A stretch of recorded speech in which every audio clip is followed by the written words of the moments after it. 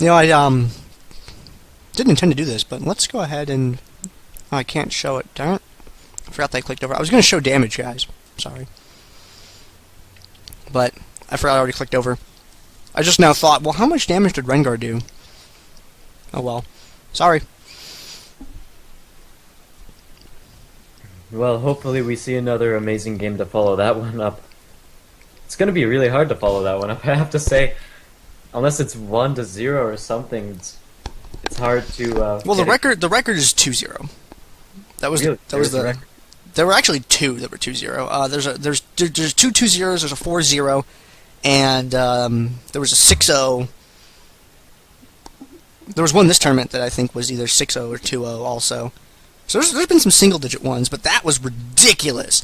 Because normally we don't get them to be that close with teams that are at this level of skill. Usually the deficit's about 50 to 60 difference. But one-digit number. What? That's insane. That's why I like this game mode. There's always comebacks. You don't have to wait for 2 reverse aces when you're on an inhibitor turret. Like, yeah. You don't have like 4 towers to plow through. You just need to click 1 tower, and that stops the clock. It's all you need to be able to make the play. It's freaking great, and I love it. And in Dominion, the passive gold gain is so large that, say in Summoner's Rift, someone gets fed. If an entire team gets fed and there's a large goal difference, then you just think, okay, game's over. There's no way that this team can get back into it because they're at such a deficit for items. But with the passive gold game, no one's really at such a huge deficit in items in Dominion. And even though you get, what is it, 100 gold for a kill, I think it might be? I'm not too sure myself. It's 100 gold a kill here. A full minion wave is 120, and a tower, a full capture from enemy to your side, it's 75 to neutral and then 75 to cap to you. Okay, so either way, the actual gold, the passive gold gain is still, it still rivals that. Whereas the passive gold gain on, say, Summoner's Rift, a kill is 300 gold, and you'd have to wait 2 minutes to get 300 passive gold. So that's part of the reason why Dominion can be a lot closer than Summoner's Rift, because there's always that chance for a comeback. And we're just waiting for one of the teams had someone run AFK really quickly. Guys, this is the LoLPro Dominion Showdown, and Sofanda Cox just wants to get paid. They are determined to win this Consolation series. It is now tied up 1-1. Sofanda Cox versus Golly. Whoever wins this, their team gets $100. Whoever loses, that's it. They're done. You're over. You don't win anything. So Sofanda Cox, determined to get paid, dragged that game out, won that game. Very close, back and forth, all game long. That is going to be one of the VODs that I recommend up and down as soon as I can get that cut up. There will be VODs, ladies and gentlemen. It's going to take me a little while to get them made because I have to get the full block Twitch VODs first and then cut them up and then other things. But don't worry, there'll be VODs. We'll be able to go back and watch that game again. And again, and then a Flash plugin will crash, and then you'll have to reopen Windows Movie Player or whatever you're watching it on, GOM Player, whatever, and then you'll have to fast forward back to where you were, and then you can watch it again. It's going to be great.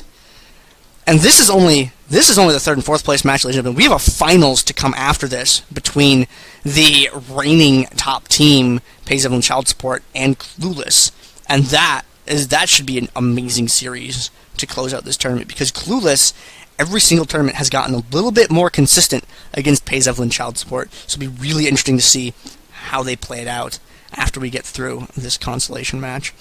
I want to say a big thank you to LoLPro for putting on this show. I'm so happy that we were able to see that game that you just watched is because of LoLPro, Curse, Reign of Gaming, and Leaguepedia. Without those guys, we would have never been able to see that. Thank you to the sponsors, I have to say. That was too good to ever pass up, and recommend that VOD to everyone you know. That is a Dominion game for the history books. And let's see what some of these bans are going to be, see if they actually take off some of those big picks of the last game. So far, Jarvan and Ahri, none of those big, like Kassadin, Kha'Zix bans yet that we normally see. Wukong's not up there. Teemo, Nidalee, they aren't up there quite yet, but we'll probably see them pretty soon.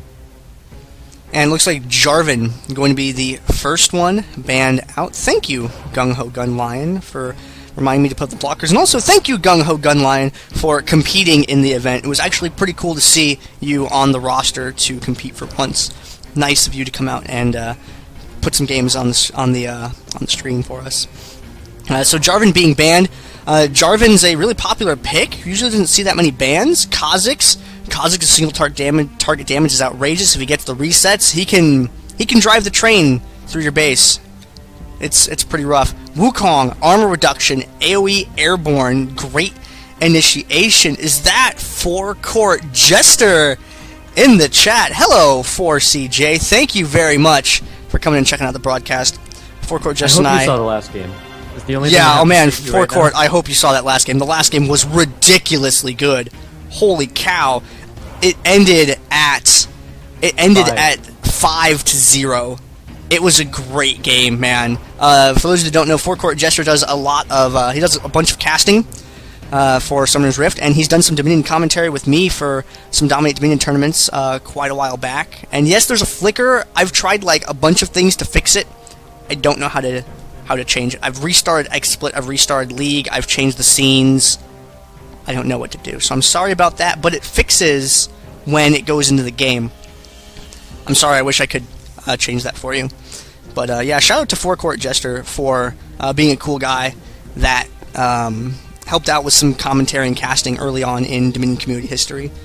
He's a cool dude. He's the one that told me how to look at champion spells when I don't know them by just clicking on the champion name and then like click on the character icon, then go down and mouse over their abilities in the little left corner.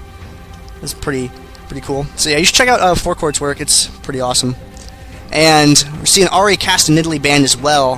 Ahri is a character that has a taunt, has a lot of magic damage, has good chase and escape. And Kassadin, very high mobility. His silence is absolutely brutal as well. And Riftwalk, great engage, great escape. And Nidalee's poke is very, very powerful. You have to walk through it to be able to defeat her. And she gives sustain to her team.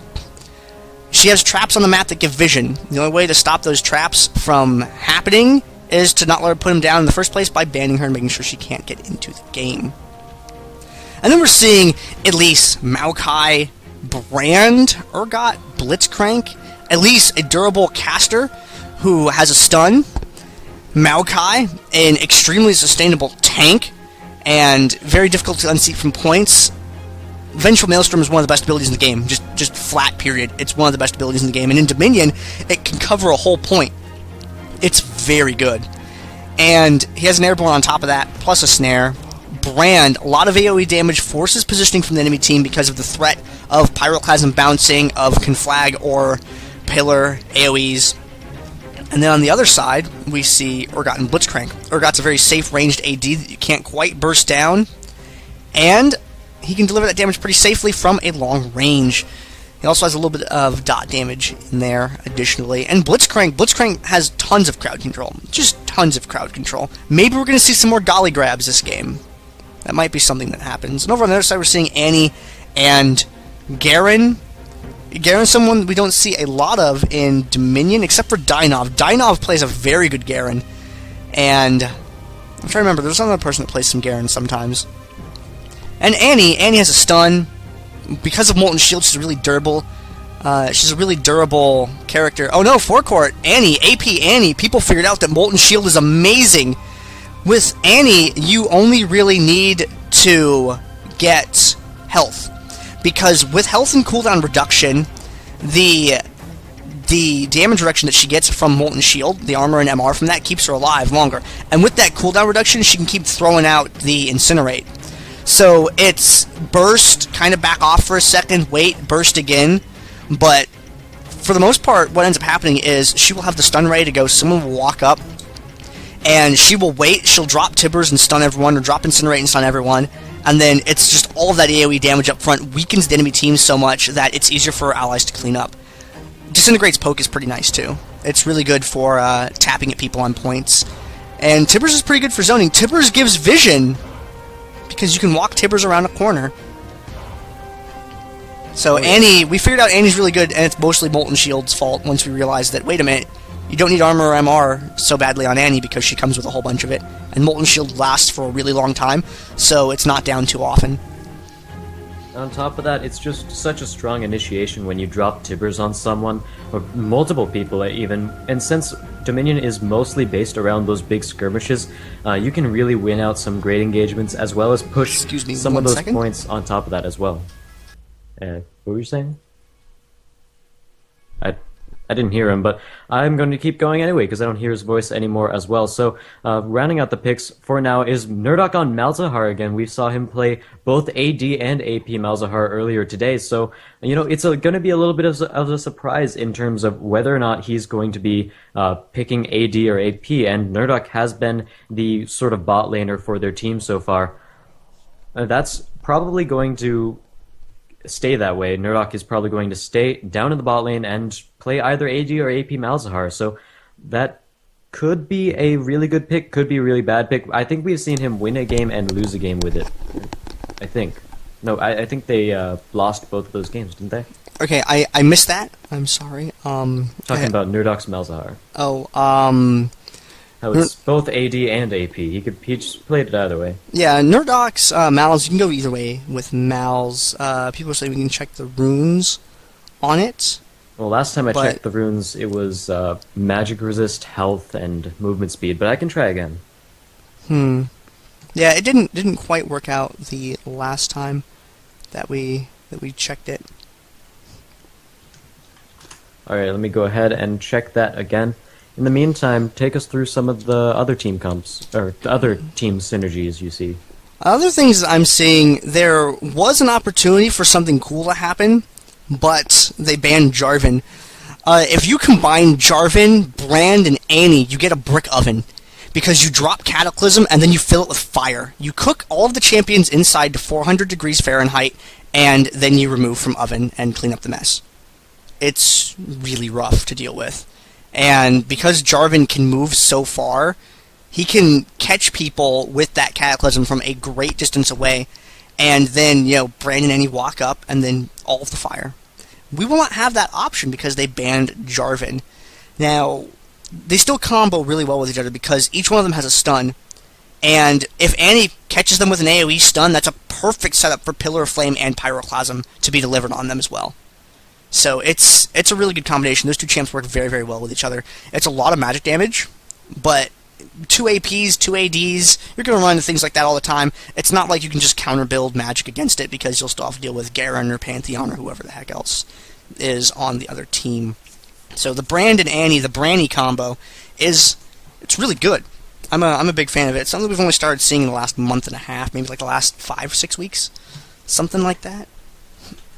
I'm not sure, but I did check up on the runes that Nerdok is running, and they are, again, magic resist, health, and movement speed. So, unfortunately, he's not telegraphing any part of his build right there in terms of whether or not he's deciding to go AP or AD before the match starts. We'll have to wait to see what his first buy will be in order to figure that out, but I think it might actually be AD, seeing as his team is pretty lacking in that department. We have Annie and Brand, who are very high AP champions. We also have Maokai, who is a tank, but also builds towards AP if he does decide to build a little bit more towards the damage spectrum of things. And the only person who really does attack damage, physical damage, on their team is Garen, and even then his ultimate is still magic damage. So there's going to be a lot of magic resist on the part of Golly already. So I'm thinking that he's probably going to want to go attack damage, but we never know. We'll see. And the Mitsuru 7 on Zyra, I know she plays a little bit of Zyra. I don't know how much of it. I don't know how familiar she is with the champion. But Zyra is a very powerful character because she has so much AoE damage and so much AoE crowd control. She has snares, she has a line effect snare, she has slows from the plants, and she has airborne from her ultimate. And that's a lot of crowd control to be able to deliver. And once again, I want to thank LoLPro for putting this on, LoLPro.com, for setting all of this up. Leaguepedia, Curse, and Reign of Gaming also. Shoutouts to Curse. Curse is great. I'm a big fan of that team. Curse, my favorite teams, Curse, Vulcan, EG. They're great. I like them all. I know there's a whole bunch more teams than that, but Those are my favorite ones. Yeah, I like some of the old school teams more than the newer teams that have just arrived on the scene. So I'm always rooting for Fnatic in their games. Oh man, Fnatic's great too. Oh, it's hard to pick favorites now that I start thinking about it. And in terms of NA, I don't know if I can actually pick my favorite team in NA. There are a lot of good ones. Although I'm sort of hesitant to hop on the Cloud9 train, even though they are demolishing everything.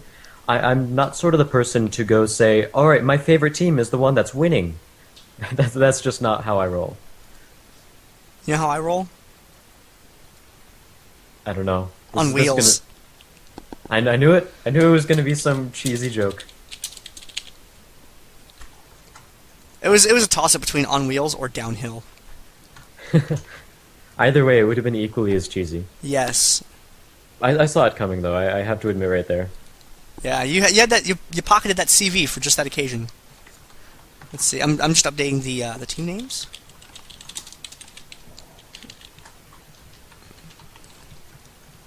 Timekeeper Lol has an awful pun in the chat. Okay, ladies and gentlemen, welcome to Consolation Game 3 of the LoLPro Dominion Showdown, brought to you by LoLPro.com, Curse, Leaguepedia, and Reign of Gaming. Whichever team wins this, their team wins $100. The team that loses doesn't get anything, and that would be very unfortunate. And Sofanda Cox is determined to get paid because they won their last game 5-0. They want to stay in this. That's why we're going to a game 3. We get to see Golly grabs on Blitzcrank again. We get to see Generic on Brand. We get to see the Brand Annie, the Brandy combo once more. This is going to be I'm really excited for this game. Let's introduce these two teams really quick. I'll read the one on the right. The team Sofanda Cox. We have Fancy Wolf playing as Maokai, Generic playing as Brand, Caden playing as Annie, Cercio playing as Garen, Nerdok playing as Malzahar. I am one half of your commentators for this day 2 of the tournament, and commentating with me is Azaraki Dragon, and the other half of the players today are going to be on the team Why Golly Why. We have Nidalee playing the Elise. Golly once again going for the Blitzcrank there. Let's see some more Golly grabs. Urgot is being played by Armor. Mitsuru is playing Zyra, and rounding out that is Nyx87 on Diana, and will also be going into the bot lane once again. So that Nyx versus Nerdok lane we know all about. And both teams moving up to the top. Diana versus Malz. Diana can hurt Malz pretty hard. But if he knows how to step to the side, then he doesn't have too much to worry about for Crescent Strike. It's one of the few champions that if you know how to move right, then you will be okay a lot of the time. And it looks like they're still just trying to poke back and forth, those Elise spiders being a very annoying source of poke, since it's very hard to actually dodge those. You just basically have to have your tank dodge in front of it. Armor taking quite a bit of damage, but no quite initiation yet. We saw Caden moving over there to see if he could make anything happen, and Fancy Wolf also looking for the twisted advance. So far, it looks like the windmill is going in favor of Why Golly Why, but nothing is decisive until the teamfight starts. Fancy Wolf going in for it. Looks like he's going to try for the repel. Nidalee going to kill Fancy Wolf right before he gets killed himself. Golly now getting chased out of the fight by Cercio, and Armor doing as best he can to try to kill Caden. The exhaust down onto Caden. Just barely running out right before she throws out the Zyra connects with the ranged attack from the plant to pick off Caden's Annie. Now we just have Golly between an Golly, what do? Gets the Golly grab on Generic, and Nidalee Orc hang out at the top part of the map now, repels up, down for Generic, takes him out, and Mitsuru returning to the fight with Zyra. The plans seem to do more damage than the rest of her kit so far in this game. Fancy Wolf by himself? No, Annie, Caden just now rejoining the fight. Twisted advance on a Nidalee Orc. Annie's able to connect with some damage, gets the stun, and is Nidalee Orc going to be able to get away? He stuns Fancy Wolf. Fancy Wolf throws the sapling, and that is enough to defeat him. Annie taken down by Zyra and Golly.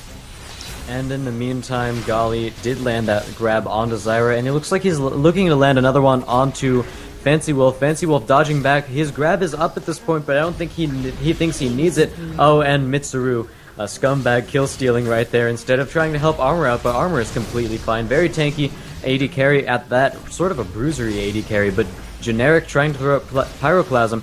to try to secure the kill right there. Pillar of Flame being mitigated by that shield, and they're still fighting over Windmill. No decisive victor yet. Kaden as well as Nidalee are going back up into this top lane to try to see if they can do anything to take this back onto either side. Cercio picks up the health relic and starts spinning.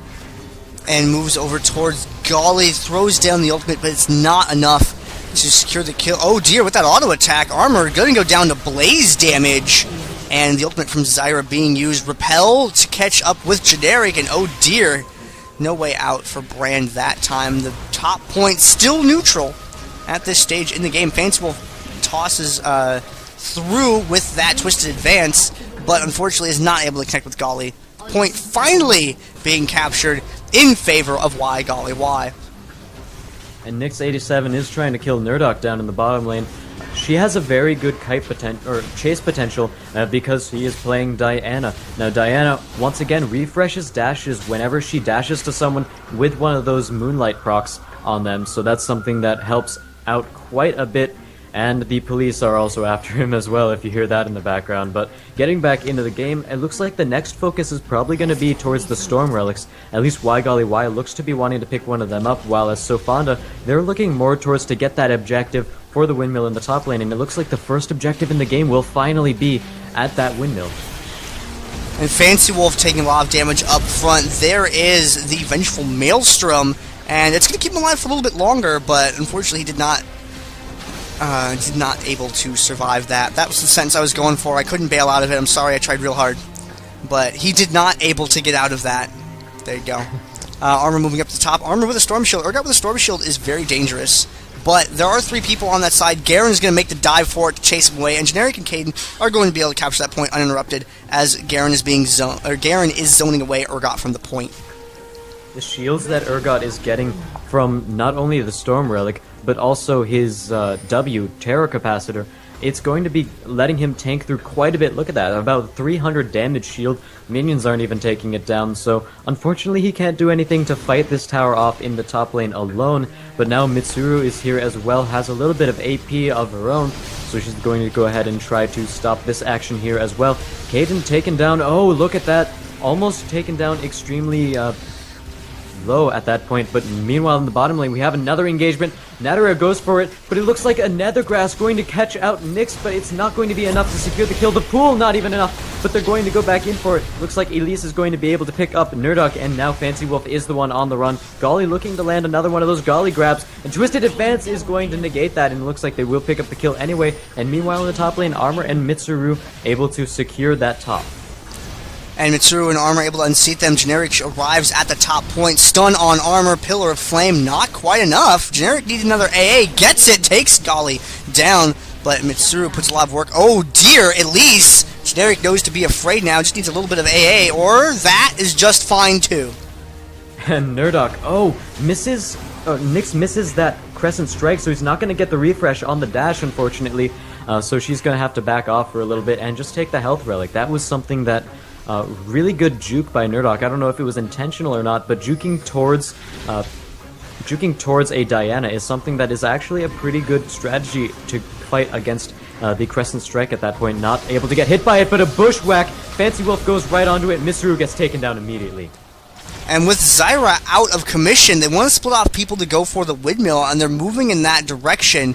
Urgot is behind all of this, so he can come into the fight late. The Spider's catching up to Nidalee Orc. Kaden stunned and being chased away by that Molten Shield, helping soak a lot of damage. Repel to try and get closer, couldn't find a target for it that he liked, unfortunately, and goes down to a Pillar of Flame. Brand's appearance at that fight seriously helping to turn it around, picking up a double kill for his last-minute presence. And they are going to be able to take that top back into their favor. Windmill now on the Sofanda Cox's side. So this game is also as close as last game, less than a 30 health difference in terms of the Nexuses at this point. So hopefully we'll be seeing another one of those great close games as we saw last time, but I don't know if both of these teams want it to last that long. They want to try to win it as convincingly as possible, relieve themselves of a little bit of that pressure that they're feeling right now. With the $100 on the line, Golly getting caught out at the very beginning of the fight. He's going to run out of the fight, might be going to try to land a grab, but it looks like he's not going for anything. Pyroclasm bouncing in between Armor and Nidalee. They're going to have to go back after this. And Golly is going to try to chase down on Generic. Mitsuru just barely getting out with such a tiny amount of health. He's still not going to die. Cercio sees him now, but unfortunately using his ultimate to try to kill Elise at that point. And oh, Golly goes down as well. So it looks like once again, Sofanda Cox still in control of that windmill. Mitsuru's determination to live firmly rooted in the ground of the Crystal Scar, managing to find ways to be effective at Painkiller's survival level of health, which is 2-digit health values, and able to pick up a couple of health relics and start moving on back up towards the top part of the map. Mitsuru has plenty of mana and some health, but takes the health relic and recalls. It's a little bit improper. You want to leave the relic if you're going to recall so your allies can make use of it, but that's okay. Yes, Mitsuru wanted the extra insurance to make sure that she continues to stay alive in this match. Arm moving around from the side. Oh dear, Armor, that's not where you want to be. Caught by Fancy Wolf, quickly dismantled by the entire enemy team. Golly grab on Fancy Wolf, but they don't have a lot of damage to follow it up with Urgot dead. And they will not be able to, but Fancy Wolf goes back into it. Oh, Tibbers is able to catch Nidalee Orc out as well, and they're going to be able to kill that very quickly. Oh, but a great pull by Golly, trying to delay as long as he can, but unfortunately he's going to die along with it. Mitsuru trying to do his best to delay this cap as well, but it looks like, oh, Cercio is going to try to do something about that. There goes the spin, there goes the Q. I don't think he has his ultimate up, no, so he can't finish fighting that. They do get the point neutralized, so they do have a little bit of advantage going in this fight. Whoa, generic Pyroclasm. Able to bounce that between Elise and Zyra, and they were boxed in. They didn't really have anywhere to go. This area is just great for AoE because you can't really go any direction except towards the enemy or away from the enemy, but you have to be staying next to someone else while you do it because of how narrow the choke is. And in the top lane, Generic bushwhacking Armor as well, trying to relic bait, but he's really low on health himself. Going to go back in for it, lands the stun. Golly up, pull at max range. He's going to be able to secure the kill right there. And Armor getting shut down as well. Nidalee going to try her best to do something about this. Fancy Wolf is going to be chasing, looking to land a Twisted Advance. On the wrong side of the map, however, going to be really hard for Nidalee to escape. The repel is up in, it looks like 10 seconds. Not going to be enough time, as that kill will be secured by Cercio. A lot of vision items being completed on Sofanda Cox's side of the map. 1, 2, 3 Hextech Sweepers available to them to use in order to gain vision on the map. And it looks like Golly is now being the one who's caught out. Fancy Wolf trying his best to do something about that, but Mitsuru is going to try to stop that as well. Armor here in the fight, but nothing much else is going to happen as Cercio tries to take that tries to take the refinery as it stands. But unfortunately, that's not going to be enough. They might get a neutralize. No, just barely missing the point. So that is going to stay alive for now, but if another minion taps it or looks at it funny, it might just decide to stop being controlled by one of the two teams. At least moving on down to the lower part of the map, Nerdok there, and Elise going to come in with the repel. No, going to save that in case Nerdok tries to escape. Quickly takes him out. Zyra still hanging around the upper portion of the map, using the plants to gain vision. Something very commonly seen from Zyra is that you just set them up in a bush and use them as temporary detection, and they slow on top of that, which can be good as well. Pushing minions into the top tower, there's a plant set up to be activated by Zyra there, and she does use it, activates the slow variant, the melee plant, on Cercio, and they're able to poke him down with it, turning that tower neutral in the process. That's exactly what you were talking about way back before when Golly first played that Blitzcrank in this tournament, where the positioning that he gets, or the dispositioning that he allows for is really strong. If someone's standing at the back of a point, then he can bring them back to the front and make sure that all three members of his own team can burst them down really quickly. Nyx, however, trying to stop Generic. He's going to be able to do so. This is an objective point. They really want it. Nidalee landing a stun onto Nerdok. Nerdok not able to do anything. It looks like he might be getting taken down by Golly at that point, and it looks like Diana is going to secure that kill. However, Golly taking a lot of damage himself from Generic, but Mitsuru is here to turn on that. Kaden is now taking quite a bit of damage, and Nidalee is going to pick up the kill with his execution, and it looks like they will be able to keep this objective up for their team. And Diana, is she going to be able to get here in time? No, not quite. Point neutralized. No defender's advantage to fall back on. But a neutral point is okay. If you have a point on your side that gets neutral, that's fine. Because if there are 4 points captured on the map, 2-2, then you're not losing Nexus health if one goes neutral. Yes, and we still see another re-engage as Nyx tries to stop Fancy Wolf. All he's trying to do is delay right there. There is no way he can win this fight, but Golly is up. He's going to try to do as best he can. Misses the grab. Oh no, why Golly, why? And there goes Generic getting taken down very low, and there goes the final execution from Elise once again, and they're going to try to kill Kaden, but Kaden's just a little bit too fast. Nidalee does not have Repel up for another 10 seconds. Probably not going to be able to catch up at this point. Or they might, but Nidalee very fast, picking up the speed relic as well, and now hiding under his own tower. I don't know if he's going to be. It's going to save him, however. They are going to try to switch tank it by someone trying to hold the tower, but there goes the kill. Nidalee just completely diving for it, and now Golly's taking it as well. So they have 4 towers on the map compared to 1, actually. Yeah, it's a 3.5 cap, or 4-1 cap now, rather. And Diana coming back down for Nyx 87, able to work. Nerdot coming down for Nyx 87 in the bottom lane, and Nyx, oh dear, the shield is going to keep Diana alive. And it looks like Golly and Armor getting AoE'd to death with both Maokai's Arcane Smash along with his saplings, and on top of that, Garen's Spin is able to do a lot of damage to that as well. Zyra's Plants, as you said, good for vision as well as good for a little bit of poke harass right there. And Mitsuru is going to try her best to stop Cersio from taking this top windmill, but unfortunately he's going to still stay up there for quite a while. We might see another engagement fairly soon, although one thing we need to direct our attention to is the fact that Sofanda still has their relic up, so they might be starting to make a play for that as well. This is another game that has been very back and forth all game long. The Nexus health difference between the two teams only about 30 points on average throughout the game. Once again, Nerdot taking a lot of damage. Even with the health relic, I don't think he can survive. Uses the Nether Grasp on Nyx, and Nyx is able to defeat him, which means that Boneyard is completely free for Nyx 87 to take right now, which is a very good position for Golly to be in. And Golly is going to try. There goes the Power Fist, and that's going to be a very quick kill. A rocket grab at the very last second to secure it. Not too much needed right there, but they still secure that anyway. And if Nyx can outduel Nerdok, he will be able to take this tower in the bot lane, but there's so much damage with Malefic Visions as well as the pool. One more ability is going to be able to pick that up. There goes the Silence, just barely misses out of range, and Nyx is going to be able to walk away from that. They will be able to cap this tower down at the bottom, however, at the same time, it's still 4-0 at the moment, 1 neutralized, and once he takes that back, it's going to be 4-1. Still not a very good position for Sofanda Cox. No, it's not, especially not with this engagement here, with Fancy and Cersio being defeated so quickly.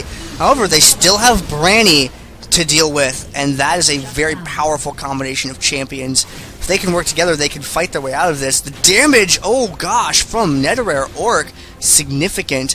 And Nerdok has left the bottom lane, and Diana may get a neutral out of this. And Generic, oh, lands the stun. It looks like Kaden, oh, just a little bit too late to fall. Oh, the burn damage is going to be able to kill him. There goes that kill. Very good play right there. Kaden going to be able to make it back to his tower, or to his fountain, no problem. Oh, Nidalee taking a lot of damage, but the Spiderling just blows up right in Brand's face, and they're going to be able to keep that point as well. The drill stays in control of Golly, but at the same time, if there's anything I've learned about casting this tournament, it's that the game isn't over until it's completely over. Whether it is 5 Nexus HP or 100, you never know whether or not this game is going to end in one team's favor or not. And Cersio and Netherrare Orc having a little bit of a disagreement. Armor has a supporting argument, and it was critically effective. And Kaden, oh dear, snared by Zyra, the Wild Growth, not going to connect, unfortunately. And Generic looking to put a little bit of damage on him. They cannot quite get to him in the bottom lane. However, Fancy Wolf and Nerdok in a 2v3 situation that they are trying to escape from. But Malzahar lacks an escape mechanic, and that's one of the reasons why he's a little bit of a dangerous bottom lane to play, because you have to be very careful with him. And Netherrare, they're going to start pushing down on this bot as well. They're going to make sure they capture the Boneyard. Cersio not really too in best position to defend it. Generic going in for a Pyroclasm, doing a lot of damage. Netherrare taken down very low. One last auto attack going to be able to take it down. Golly is on the run. He's going to have to stop trying to push down this turret. But at the same time, it's still 3-2. They're still far ahead. Golly doesn't need to take towers. They're just trying to put as much pressure down as they can. If they force a push onto either the drill or the boneyard, then Sofanda can't get out to try to backdoor the refinery or the windmill. They can't get out to those points because they're so busy trying to worry about the ones on their own home turf. And Nerdok being chased away by Golly's Blitzcrank once again. Golly grabs a minion because Golly loves minion. Top of the map, armor, oh dear! This could be one of the plays that Sofanda needs to be able to get back into this game from where they are currently. Twisted advance through to Mitsuru. The Vengeful Maelstrom is down in a very good position, which forces Mitsuru and Netherite Orc back away. Generic taking a lot of damage from that plant, though, in the process. Golly grabs Tibbers because Golly loves Tibbers. And Cercio being taken out. Triple kill from Netherite Orc's Elise. And that is going to defeat that push. And Nerdok is here, still trying to force Nyx off of the tower. 18-16 is the level difference right there. Nerdok has been getting shut down a little bit in this bot lane. But the drill and the boneyard are still the only points for Sofanda 36 health on their Nexus left. They really need to make a big play happen here if they want to get back into this game. And they might close it out with less than 30 Nexus HP. Once again, we might see that miraculous comeback. But it's all going to depend on this next team fight. If they lose it, they're certainly going to lose the game. Fancy Wolf goes in for it. Netherite Orc very quickly taken down by the Garen ultimate. Armor is the next one to try to fall. It looks like both exhausts are going to go out down in that bot lane. Meanwhile, in the top lane, Fancy Wolf trying to kill Golly. Caden is now in there as well, but not doing enough damage. Fancy Wolf caught under the tower by a snare. He's going to be taken down. Caden, unfortunately, next to fall. Armor winning his engagement against Cercio as well. That is 4 respawn timers down for Sofanda and it looks like 5 might follow suit as Nerdok getting taken down as well. There goes the almost ace as Generic is back up, but there's nothing he can push out at alone. It's going to be GG. Yes, and that means Golly is going to win that third place prize. Their team going to take the $100. And Sofanda unfortunately not going to get paid this time. And once again, we're seeing some of those Golly pulls. They've been great grabs all game long. Even during the last game he played Blitzcrank, they were on par with his grabs. And I think he's shown me not to doubt his skills on Blitzcrank. Because at the very beginning, when I first saw that pick, I was thinking, this could go either way. It might work against him because people always are looking to engage as fast as possible. But at the same time, he's landing some of these hooks that you would never have thought he would land. Max range hooks, very nice movement prediction, a very good game right there by Golly. And we have one more best of 3 to bring to you tonight. We are going to take a short break and then go into the finals, where longtime reigning champion Pays Evelyn Child Support is going to take on Clueless. And that will conclude the bronze match, or third place match, or whatever you want to call it. And we will be giving a shout out to our sponsors, Curse, LoLPro, Reign of Gaming, and Leaguepedia. Thank you for bringing this awesome tournament to us, and it has not been disappointing. I think everyone can agree with me when I say that. But in the meantime, while we get the finals set up, let's go ahead and run a couple of ads. We'll see you really soon.